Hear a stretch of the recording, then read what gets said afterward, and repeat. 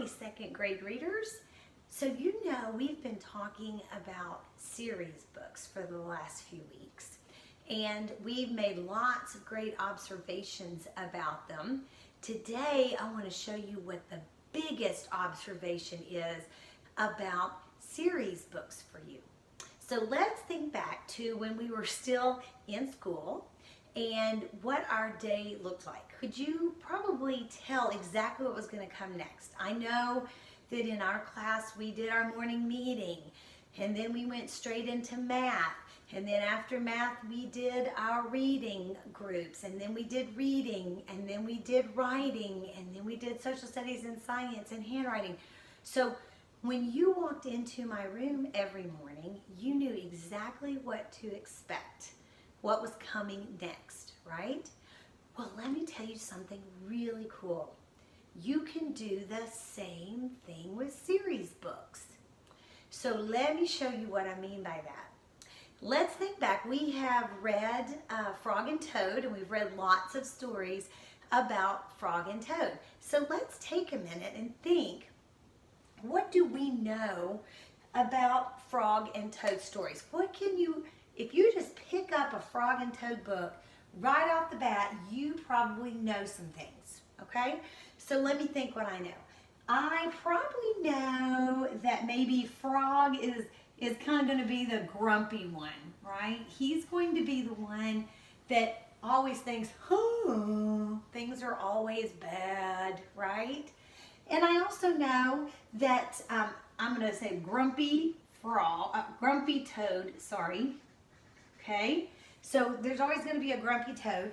And by the same regard, there's probably going to be a positive Frog, right? So in the stories, you kind of know there's going to be a grumpy Toad, and then there's probably going to be a positive Frog as well, right? Another thing I know about their stories is there's always going to be some sort of problem. There's going to be a problem, and probably in that problem, Toad is going to think things are going to go bad.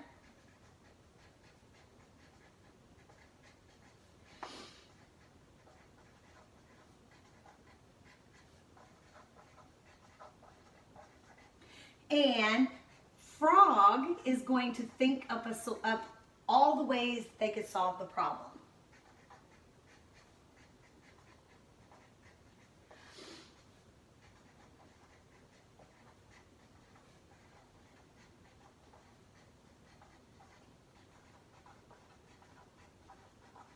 Okay, so in all the Frog and Toad stories that we've read so far, we have seen that there's a grumpy Toad, that there's a positive Frog, that there's always a problem, and Frog is probably going to be the one that is like, I know what we'll do, and he figures out the problem, and that Toad will be the one that's like, no, there's no way to solve the problem, right? I also know that a lot of times it's about the problems are around everyday things, right? Whether it's losing a button on a jacket, or waking up in spring, or getting ice cream from a store.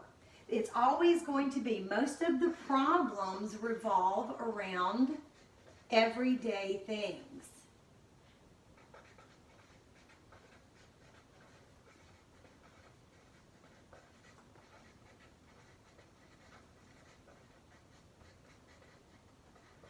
Okay, so when I pick up a Frog and Toad book, I right away will go straight to the things that I have listed here. I'm going to say, I bet Toad is grumpy.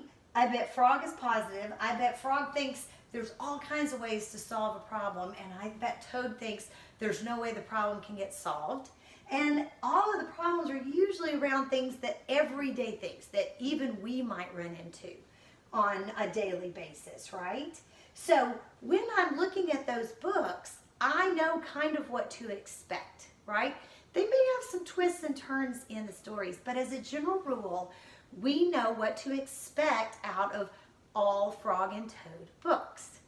Okay, so what I want you to do today is to think about the book that you're reading right now. Hopefully it's a series book, and if it is a series book, I want you to think about maybe doing this with your series book. What kinds of things can you expect when you read the next story in that series? Okay, so I want you to do some good reading today, and then tomorrow in the lesson, I want you to actually apply it with a page that is in our lessons, okay? Good luck, and I'm so proud of you. Have a great day.